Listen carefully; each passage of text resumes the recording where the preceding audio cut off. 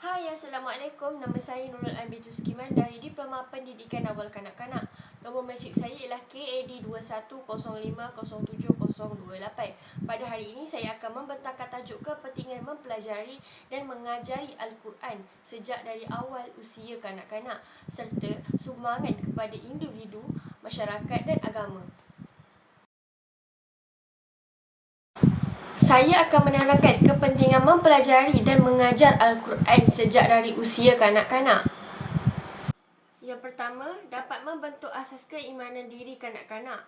Apa yang kita tahu, bermula dari peringkat kanak-kanak, kita perlu mengukuh jati diri dan keimanan seseorang. Yang kedua, dapat melahirkan kanak-kanak yang baik dan beriman supaya mereka mempunyai corak kehidupan yang berjaya serta kebahagiaan di akhirat kelak. Yang ketiga, untuk mendidik jiwa kanak-kanak akan kesedaran mengutamakan membaca Al-Quran untuk disampaikan kepada seluruh umat manusia. Yang keempat pula, untuk pengamalan nilai-nilai Islam di dalam kehidupan seharian, bermula awal kanak-kanak yang boleh diterapkan dalam diri mereka seperti mengucap 2 kalimah syahadah, menunaikan solat 5 waktu dan meninggalkan larangan.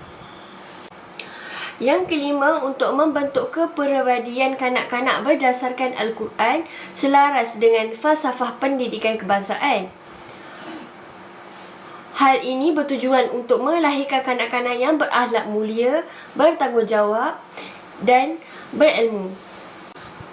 Yang terakhir, untuk memupuk kefahaman perlunya mempelajari dan menyayangi Al-Quran atas tuntutan agama Islam sebagai Muslim selaras dengan tujuan tunjang kemanusiaan dalam kurikulum standard prasekolah kebangsaan. Baiklah, kita teruskan dengan sumbangan kepada individu, masyarakat dan agama. Yang pertama, dapat menguasai berbagai ilmu pengetahuan yang terdapat dalam Al-Quran seperti ilmu tauhid, ilmu ibadat dan ilmu faraid.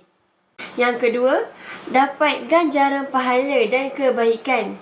Hal ini boleh menjadikan keadaan di sekitar kita menjadi lebih tenang dan damai. Ini terbukti dalam firman Allah SAW bermaksud, sesungguhnya orang-orang yang selalu membaca kitab Allah dan tetap mendirikan sembahyang serta mendermakan dari apa yang kami kurniakan kepada mereka secara bersembunyi atau secara terbuka, mereka dengan amalan yang demikian mengharapkan sejenis perniagaan yang tidak akan mengalami kerugian, supaya Allah menyempurnakan pahala mereka dan menambahi mereka dari melimpah kurniaannya. Sesungguhnya Allah Maha Pengampun, lagi sentiasa membalas dengan sebaik-baiknya akan orang-orang yang bersyukur kepadanya. Yang ketiga, Allah akan menenangkan hati sesiapa sahaja yang mengaji Al-Quran. Ia juga akan meningkatkan rasa cinta terhadap Allah SAW, terhadap Nabi, terhadap Rasul serta para malaikat. Dalam firman Allah SAW, iaitu orang-orang yang beriman dan tenang tenteram hatinya mereka dengan zikrullah. Ketahuilah, dengan zikrullah itu tenang tenteram hati manusia. Seterusnya, dapat mengetahui keistimewaan dalam tafsir ayat-ayat Al-Quran. Yang kelima, dapat diberikan syafaat kerana mengaji Al-Quran juga akan mendatangkan kebaikan, kemuliaan dan syafaat yang pasti tidak pernah dibayangkan oleh manusia sebelumnya.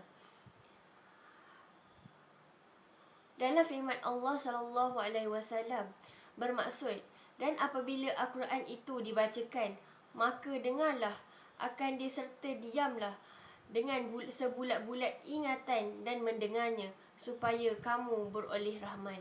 Yang keenam, dapat mengetahui sejarah dan perkembangan Al-Quran semenjak Al-Quran diturunkan sehingga sekarang, di mana jalan penyampaiannya adalah secara mutawatir.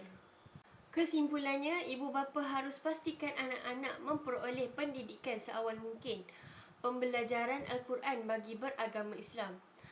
Bukan itu sahaja, Skop proses pembelajaran itu juga perlu kita memantau sama ada proses yang dilalui berkesan seperti rancangan, belayan, setuhai, sebutan dan sebagainya. Bertitik tolak daripada itu, ibu bapa perlu mendidik dengan perkara yang positif supaya anak-anak boleh mengikuti serta boleh menjadikan panduan dalam hidup mereka.